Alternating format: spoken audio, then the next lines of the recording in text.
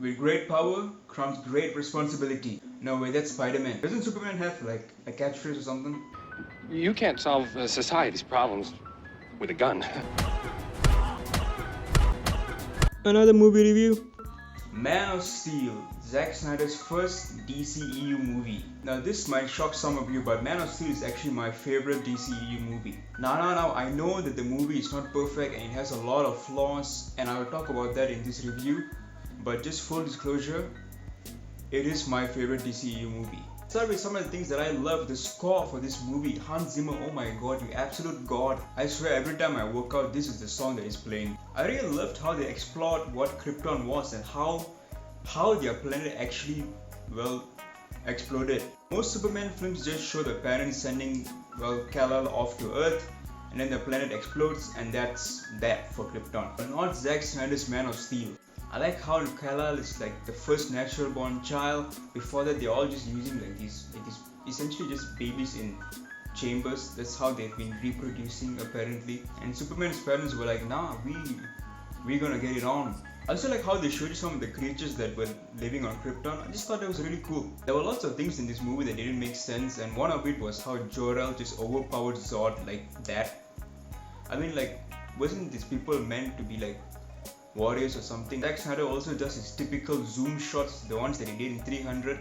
He does that as well in Man of Steel, and I love them. There's a lot of comparisons to Christianity in the movie, and the way they show how Superman mirrors Christ. You could even see it in the way they frame this shot, and how Superman has to give himself up to his people, like how Jesus gave himself up to the Jews. Well, technically the Romans, but you get it. Before I move on, who the hell decided that this was a good idea? I mean, look at the design. It looks like a dildo. Let's talk about Jonathan Kent. I really didn't like his portrayal in this movie. Superman grew up without a dad, you know, like he didn't have Jor-El there. As far as Clark was concerned, Jor-El wasn't really his dad. Jonathan Kent was. He grew up with Jonathan Kent. So many advice that Jonathan Kent gives to Clark doesn't really make any sense. Like when Clark saves those kids, you know, when they were drowning in the school bus, his dad was like, oh no, maybe you shouldn't have done it because you're going to expose your secret to the world, they can't handle it. Like, is that really the advice you want to give to a 12-year-old alien?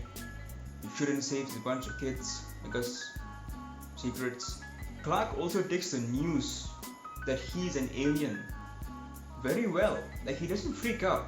This is probably, you know, something that a child actor, he wasn't really doing the role properly. But I mean, like, it could be the fault of the director as well for not getting him into that zone. Oh yeah, and Lois Lane, God. I mean, I love Amy Adams. Amy Adams is beautiful, but oh my god, I couldn't stand Lois Lane in this movie. The entire time, she's just falling. Everywhere she's just falling, and she just needs Superman to go save her. Buildings are falling, never mind. Lois Lane falls, oh my god, world gonna end. I also really hated the Jonathan Kent death scene. One thing that was really special about the original death scene, where he died of a heart attack, was that Superman couldn't do anything about it. Like, it showed a side of weakness, you know, like, for as powerful as he is, he couldn't save his own dad. Like, that part was special, but I don't know, they changed it to him dying in a hurricane. It didn't really make any sense anyway, but, you know, whatever. I would say that the first half of this movie was actually executed really well. Like, right up to the point where he discovers his suit. And then there's the whole like first flight scene. That scene was amazing. That's also another scene that I watch before I work out because it's motivational as hell. But after that, it kind of just slows down, and then you're not really as interested. It picks up again, the action starts.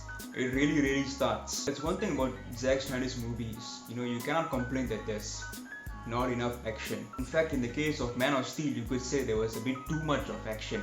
There's something interesting that superhero movies do is that they have to blend story and action. You can't just be all action. If not, there's nothing really interesting about it, right? It can be all story because then you could get bored by the story and you're not entertained enough. Look at a movie like Civil War. You had a lot of story, but you also had a lot of action.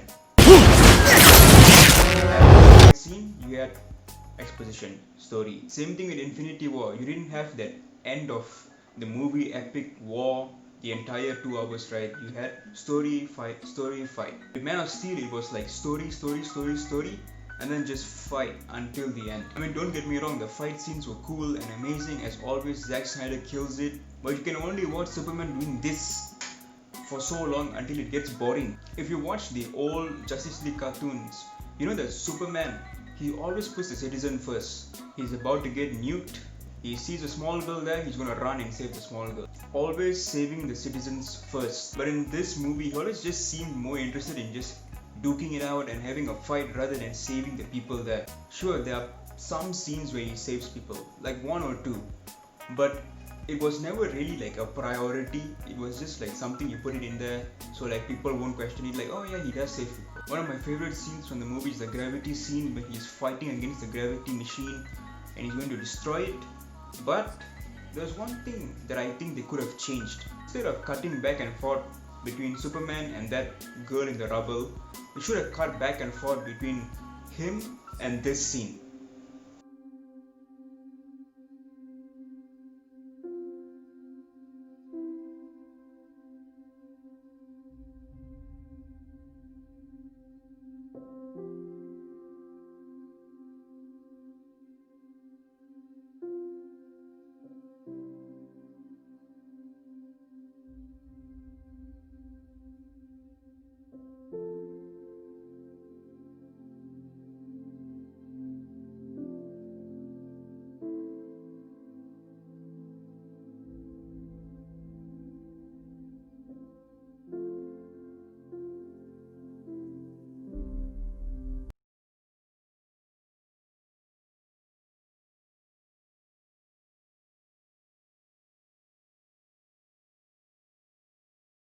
And then have a voiceover of Jonathan Kent telling him what it's like to be a hero and what he needs to be a hero, to save everyone, to save the world. Extending those emotional moments and also cutting back and forth between action and emotional moments would also really help the movie be better. Now let's talk about the controversial scene, Zod's death. A lot of people say that his death wasn't necessary, that Superman could have done something else. I mean, like, they were punching each other through buildings and everything, and then like all it took was a snap of his neck to kill him. So that also didn't make any sense. You know what doesn't make sense? Why didn't he just fly? I mean, like, he was grabbing onto Zod, he could have just flew, and Zod wouldn't have killed those people. Zod's death scene was totally unnecessary. They could have just removed it, but I'm pretty sure they just put it in there so they could, well, do this.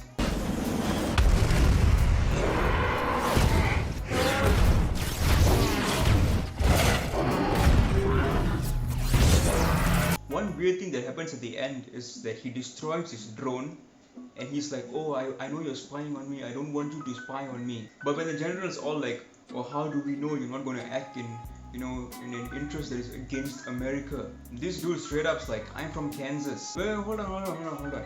So you're going to destroy your drone because you're afraid that they're spying on you, but you're just going to tell him where you're from? Man of Steel is by no means a bad movie. In fact, like I said, it's my favorite DCU movie, but it's more of a guilty pleasure rather than being an actual good movie. I love the lore that they built, I love the story, I love the action. They could have toned down a bit on that, but this movie is not without flaws, and because of that I give this movie a B-. Now I know I talked a lot of shit about this movie, but it is genuinely my favorite DCU movie so far. Hopefully there are better ones in the future, because holy shit, if this is the best one. I mean, Wonder Woman 1984 was such a shit show, so hopefully DC knows what they're doing. Probably don't, but hopefully they do. I'm going to be reviewing more and more DC movies leading up to Zack Snyder's release of the Snyder Cut. So subscribe and hit that bell button beside it, because if you don't hit it, you're not going to get any notifications. So click that bell. Totally didn't forget to record this part, but like, comment and subscribe. Thanks for watching, guys. Ciao.